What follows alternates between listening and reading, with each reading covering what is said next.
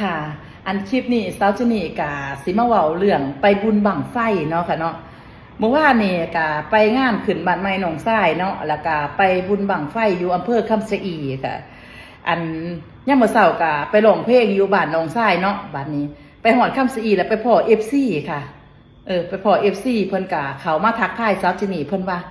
ผมน่ะเบิ่งคุณจินนี่ว่าซั่นมาร้องเพลงมามวนกระดอกกระเดียแต่ว่าซั่นผมน่ะสิจ้างคุณจินนี่ไปร้องอันเพลงได้เพิ่นว่างานขึ้นบ้านใหม่ผมอยู่อันกุชินาลายเพิ่นว่าอันรับงานอยู่บ่เพิ่นว่ารับไปร้องอยู่บ่เพิ่นว่าอ้าวร้องพ่อซำนี่ก็สิมีผู้มาจ้างได้ค่ะบัดนี้FC พี่น้องมาฟังซอยกันเด้อบ่จักเพิ่นเว้าเล่นเว้าอีหลีได้บัดนี้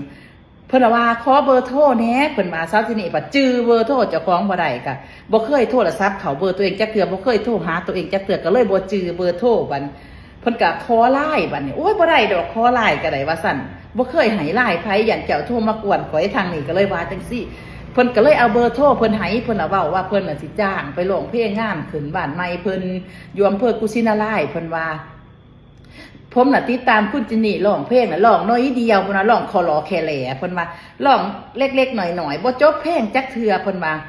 ผมอยากฟังให้มันสุดเพลงไปเลยเพิ่นว่าอ้าวบัดนี้สาวนิทก็เลยว่าร้องเพลงหยังร้องเพลงมีเพลงเป็นของตัวเองบ่พอ10เพลงร้องเพลงก็ได้บ่พอ5เพลงอันร้องได้กับปากก็ได้อันที่เหลือก็ร้องได้แน่บ่ได้แน่เจ้าก็สิจ้างซะบ่ว่าซั่นสาวนิทก็เลยว่าจังซี่เอ้าก็จ้างแล้วบ่จ้างเจ้าสิร้องบ่เพิ่นว่าเนาะก็เลยรับปากครึ่งรับกึ่งสู่บัดนี้สิมาถาม FC ได้บัดนี้ถ้าแม่นว่าตกลงว่าสิไปร้องให้เพิ่นบุญบ้านเพิ่นนี่อันบุญขึ้นเฮือนเพิ่นนี่สิเอิ้นค่าโตเท่าใดบัดนี้เพราะว่าเงินเติมน้ำมันนี่จากมุกดาหารไปกุชินาลายมันสิเบิดอยู่วังพันเด้ค่ะอันค่าเฉพาะค่าเติมน้ำมันนี่ค่ะ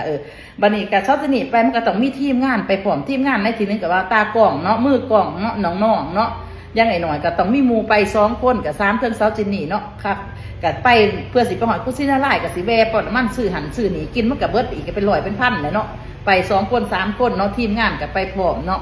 บัดนี้สิไปบอกค่าโตเพิ่นว่าจังไดบัดนี้บัดพอไปหอดก็สิไปร้อง2-3เพลงล่ะสิมาบอกว่านี้มันสิเป็นนี่บ่บัดนี้ค่ะอันสิมาร้องวางหาเพลงล่ะสิมาบัดมันเป็นจังซี่ค่ะบัดนี้ถ้าแม่นว่าสิบ่ไปบัดนี้เพิ่นเพิ่นว่าเพิ่น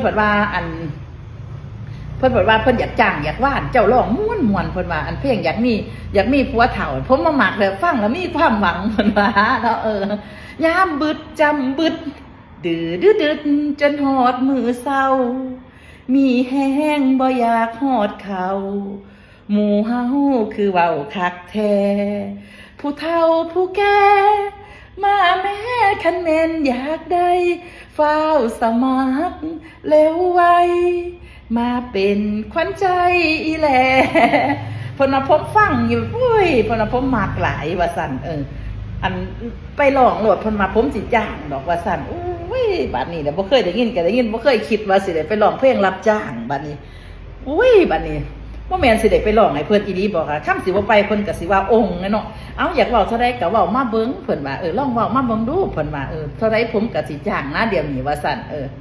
บัดนี้ก็สิไปเว้าแพงหลายก็ย่านเพิ่น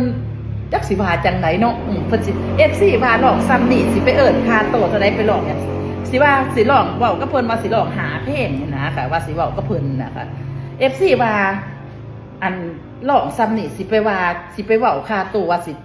จักพันจักใดสิจักว่าแนวใดบัดนี้สิว่าราคาเท่าใดบัดนี้ไปร้องซ้ำนี่นะคะลองตั้งให้เบิ่งดูค่ะ FC อันคนทั้งหลายเห็นว่าทำได้จังสิได้ค่าโตเท่านั้นเท่านี้นะอันค่าไปร้องเพลงนะซับจะหนีไปมันก็ย่างหน่อยก็มีทีมงานไปเนาะก็คือผู้ติดตามเนาะก็คืออันช่างกล้องช่างภาพเพิ่นมาไปใช้กับถ่ายเนาะเฮาเป็นครีเอเตอร์เนาะเฮาก็ต้องถ่ายคลิปถ่ายหยังเนาะเว้าถึงก็ได้เนาะ โอ้ยเจ้าเป็นงานแรกของซับจะหนีได้ค่ะที่ได้รับงานร้องเพลงค่ะบัดนี้ข่อยก็สิบ่ร้องจบเพลงได้ข่อยก็สิร้องน้อยหนึงได้บัดนี้เพราะว่าคืนว่าข่อยร้องจบไปแล้วเจ้าภาษีบ่อยากฟังบ่อยากจ้างข่อยได้บัดนี้เนาะบ่ได้เล่นโตได้บัดนี้บ่ร้องอีกได้ข่อยบัดนี้เนาะเอาสิร้องเพลงใหม่ให้ฟังอีกค่ะอันนี้เพลงนี้ก็เป็นผลงานการแต่งของอาจารย์คำพันธ์บุญทวีสุขเนาะค่ะอันสิร้องท่อนฮู้ให้ฟังน้อยนึงค่ะเพลงใหม่สิจะฝึกซ้อมในเดือนต่อๆไปนะค่ะ เพราะว่าต้องเฮ็ดเพลงเพิ่มเพราะว่าหลังๆมานี่มันมีผู้จ้างงานมาติดต่อจ้างงานมาตลอดป้านน่ะเจ้าดูถูกข่อยว่าข่อยร้องเพลงบ่ม่วนจังสั่นจังซี่บัดนี้บ่อึดแต่ผู้มาติดต่อข่อยไปร้องเพลงอยู่งานนั้นงานนี้บัดนี้พี่ร้องท่อนฮู้เด้อค่ะบ่อยากเว้าหยังหลายจากใจผู้สาวคนนี้มาหอดเลขสี่อยากมีคนคอยดูแลอยู่ไปแห้งเทาโดนหลายนับมือสิแกอยากน้ำมูลแม่หาคนดูแลบ่มี